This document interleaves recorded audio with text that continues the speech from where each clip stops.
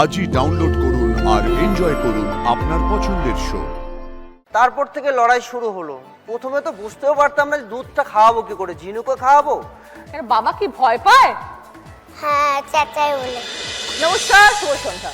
সেই প্রজাপতির মতন উড়ে যায়, তার মতি গতি বাপু বোঝা দেয়।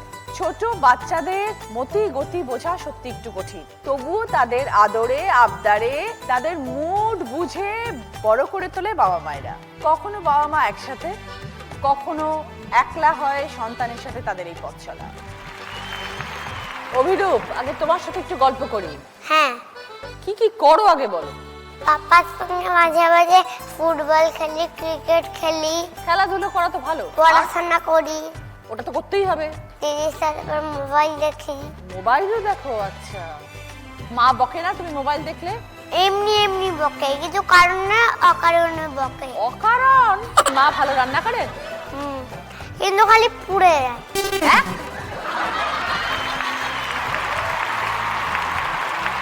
ভাত কালো হয়ে যায়, মাছ কালো হয়ে যায়, মাংস কালো হয়ে যায়।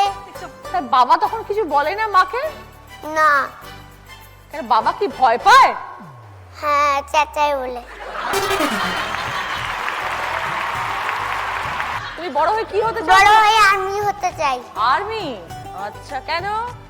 দেশকে ভালো রাখতে চাই। ও, এটা কে শিখিয়েছে? কেউ শেখায়নি। সেই বলছে অ্যাকচুয়ালি ও ছোট থেকেই একদম জ্ঞান তো। আমার বাবা, আমার দাদা, কাকা সবাই আমাদের ফ্যামিলিতে আর্মি, তো ও ছোট থেকে ওগুলো দেখে অভ্যস্ত। ওর ওইটা ভীষণ ভালো লাগে প্রফেশনটা। কেন না, নিশ্চয়ই। অবয় না, নিউক্লিয়ার ফ্যামিলি থেকে এসছো। একদম। বিয়ে হলো জয়েন্ট ফ্যামিলি। বিয়ে হলো জয়েন্ট ফ্যামিলিতে। জয়েন্ট ফ্যামিলি তো খুব ভালো লাগে, দিদি। আনন্দ লাগে, অনেক ভালো support system। মন্দ সবকিছু মিশিয়ে একদম। আমি একদম একটা নিউক্লিয়ার ফ্যামিলি বলতে আমি, বাবা, মা, তারপরে এসেছি জয়েন্ট ফ্যামিলিতে বিয়ে হয়ে। মজা আছে, আনন্দ আছে, দুঃখ আছে, খুনসুটি আছে, সব আছে দিদি। এখানে কতজন মেম্বার? এখানে আমরা হচ্ছি 12 জন। বাহ। আমার শ্বশুরমশাই 2024-এ মারা যান ক্যান্সারে। আর আমার কাকি শাশুড়িরা আছেন, কাকা শ্বশুররা আছেন, দেওর আছে, যারা আছে, যার ছেলে আছে, সবাই মিলে হই হই পরিবার দিদি। যখন উৎসব হয়, উৎসব আনন্দের দিনে খুব আনন্দ করি, সবাই একসঙ্গে মিলেমিশে আনন্দ করা ভালো লাগে দিদি। এখন এইটাই আমার পরিবার হয়ে গেছে পুরো সম্পূর্ণ। দেখো, নিউক্লিয়ার ফ্যামিলি থেকে আমার মনে হয় জয়েন্ট ফ্যামিলিতে একদম দিদি। বাচ্চা বড় করার জন্য খুব একদম। সুবিধে। আমার ছেলে খুব মিশুকে হয়েছে, এখন সবার সাথে মেশে, একদম, সবার বাচ্চাদের জন্য সাথে খুব ভালো। কথা বলে, সবার সাথে আলোচনা করে, সবকিছু প্রবলেম শেয়ার করা, এ করে সবকিছু করে। আর বাবা যেহেতু অনেকটা রাত্রে ফেরে, আর তখন মোটামুটি ওর ঘুমানোর সময় হয়ে যায়, বাবাকে খুব একটা পায় না। সকালবেলায় যখন ওঠে তখন বাবার সাথে যত রকমের দুষ্টুমি করা। তবে এমনি বাধ্য আমার ছেলে। কোন ক্লাস? আমার ক্লাস হচ্ছে আইকে বংশী। স্কুলে যেতে ভাল লাগে না? না একদম। হ্যাঁ, আর বড় হয়ে তুমি কি হতে চাও? আমি ডাক্তার হতে চাই। ও বাবা, এটা কি করে হবে? ডাক্তার হব, পড়াশোনা ভাল লাগে না, স্কুল যাব না, আবার ডাক্তার হব। ডাক্তারে কি স্কুটি নিয়ে ঘোরে নাকি? পড়াশোনা মন দিয়ে করতে হবে, তবেই কিন্তু ডাক্তার হতে পারবে, তা নাহলে হতে পারবে না। ওকে। শুভেন্দু, এক ছেলে এক মেয়ে, এক ছেলে এক মেয়ে। তো কাজ করছেন, দুটো বাচ্চাকে সামলাচ্ছেন, কিভাবে প্ল্যানিং করেন, কিভাবে ম্যানেজ করছেন? ভালো ছেলে হওয়ার চেষ্টা করেছিলাম, সেটাও পারিনি, কারণ বাবা মা নেই বলে। পরে ভালো স্বামী হওয়ার চেষ্টা করলাম, সেটাও পারিনি। ভগবানের সেটা সহ্য হলো না, উপরে নিয়ে চলে গেলেন ওনার কাছে। এখন চেষ্টা করছি, ভালো বাবা হওয়ার চেষ্টা করছি, কিন্তু উপরবেলা চাইছেন শুধু ভালো বাবা হলে হবে না, মাও হতে হবে। মা বাবা দুজনের দায়িত্ব পালন করতে হবে। তো এরকম পরিস্থিতি কিভাবে হলো শুভেন্দু? ছোটবেলায় যখন বাবা মাকে হারাই, একদম আমার বয়সও 2 বছর ছিল। মানে তুমি যখন 2 বছর বয়স তখন বাবা মা চলে গেছেন?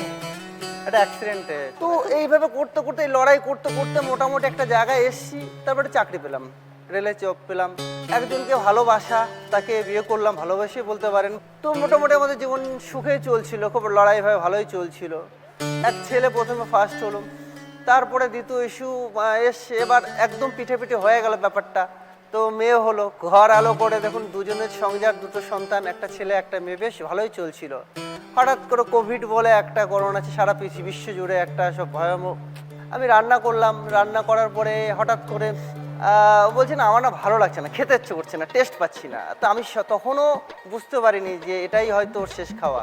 ভোরবেলার দিকে আমি ওকে নিয়ে যখন নার্সিংহোমে উদ্দেশ্য বিআর সিং হসপিটালে, মানে আমাদের রেলারি হসপিটাল কলকাতা, সেখানে উদ্দেশ্য যখন রওনা দিয়েছিলাম ওখানেই মানে অ্যাডমিট করতেও পারিনি, এমার্জেন্সিতেই। আরও যাওয়ার সময় শুধু মেয়েকে আর ছেলেকে লাস্টবার দেখে গেছিলো, উকি মেরে তাও মেয়ে ছেলেমেয়ের কাছেও যায়নি। তো আমার এখনো মনে পড়ছে সেই কথাটা। তো যখন ওই সিচুয়েশনটা হয়ে যায় না, মানে আমি বিশ্বাসই করতে পারি। মেয়ের 6 মাস, মেয়ের 6 মাস, দুজনই ছেলে? বহুত দুঃখ। ছেলের তখন 1.5 বছর বয়স।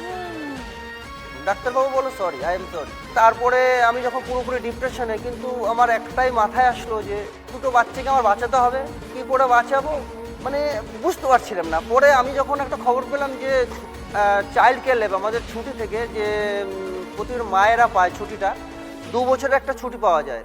আচ্ছা, তো আমি সিঙ্গেল ফাদার হিসেবে একটা বাচ্চা মানুষ করার জন্য এই ছুটিটা পেয়েছি। তো সেই কারণে দেখলাম আমি 1 বছর ডিউটি যেতে পারিনি। তো আমার অফিস থেকেও প্রচুর পরিমাণে সাপোর্ট করেছেন স্যারেরা। তারপর থেকে লড়াই শুরু হলো। প্রথমে তো বুঝতেও পারতাম না যে দুধটা খাওয়াবো কী করে, ঝিনুকে খাওয়াবো না কীভাবে খাওয়াবো বুঝতে পারছিলাম না আমি। মানে পুষ্টির অভাব পাচ্ছে, মাকে খুঁজছে, কান্না করছে, মানে আমি বুঝে উঠতে পারিনি। এইভাবে আমি তখন একটা রুটিনে তৈরি করে নিলাম, আস্তে আস্তে আস্তে আস্তে আস্তে আস্তে একটা রুটিনে তৈরি করলাম যে আমার এই টাইমে ঘুম থেকে উঠতে হবে, এই টাইমে আমার খাবারটা রেডি করতে হবে, এই টাইমে আমার এটা করতে হবে। এভাবে একটা রুটিন করে নিলাম। এবার সেখানে দিদা খুবই সাপোর্ট, দাদুও মোটামুটি সাপোর্ট দিচ্ছেন। আমার একটা সোশ্যাল মিডিয়া একটা চ্যানেল করেছি আমি, কি করেছো? Single father channel. বাহ বাহ বাহ, খুব ভালো। মোটামুটি ধরুন 3 লক্ষ ফলোয়ার্স Very আছে। good. কনফিডেন্সটা এখন এমন হয়েছে ম্যাম যে শুধু একজন মা না, একজন বাবাও পারে একদম। বাচ্চা মানুষ করার জন্য।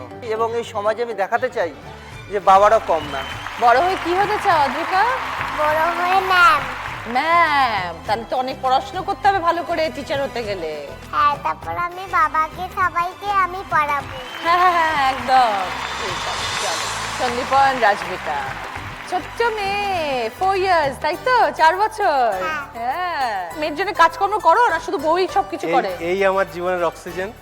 আর আমার বউ, আমি দুজনে মিলেই একে মানুষ করছি, বড় করছি। ওকে, আমার 20 ইয়ার্স এয়ারফোর্সে যখন Very good. করছি, হ্যাঁ, এখন আমি রিটায়ার্ড। আচ্ছা। তো তখন আমি দেখেছি যে অনেক বাবা মা তার বাচ্চাকে ঠিকমতো কেয়ার করতে পারে না, বিশেষ করে বাবার কথা বলছি, কেন তাদের যেতে হতো অনেক জায়গায়, টিডি যেতে হতো, অনেক জায়গায় কাজ করতে হতো। সেইগুলো দেখে আমার মানে নিজেরই খারাপ লাগতো যে বাবাকে ছেড়ে কি করে বাচ্চারা থাকে। তো তখনই আমি মোটামুটি ডিসাইড করি যে 15 ইয়ার্স 20 ইয়ার্স কমপ্লিট করব, আমি আমার মেয়ের সঙ্গে পুরো সময়টা কাটাবো, ওর জন্যই সব কিছু রাখবো, ওর জন্যই সব কিছু হবে। সেই ভেবেই আমি 20 ইয়ার্সের সার্ভিস ছাড়ি। তো এখন কি করো তুমি সন্দীপন? আমি দিদি এখন একটা স্মল বিজনেস করি। রাজবিকা, বাবা খুব ভালোবাসে তো? হ্যাঁ, হ্যাঁ, বাবার সাথে কি করো সারাদিন? বাবার সঙ্গে সকালে উঠে ব্রাশ করি, তারপর হচ্ছে গাছে জল দিই, তারপর হচ্ছে আমি স্কুল যাই, তারপর হচ্ছে আমি নাই করে হচ্ছে পড়াশোনা করে, তারপর হচ্ছে আমি খেলতে যাই, তারপর খাবার খাই। কোন ক্লাসে পড়ো বাবা? আমি নার্সারিতে পড়ি। আর কি কি শেখো? ডান্স করি, ড্রয়িং করি, গান করি। চলো সন্দীপন রাজবিকা, খুব ভালো থেকো।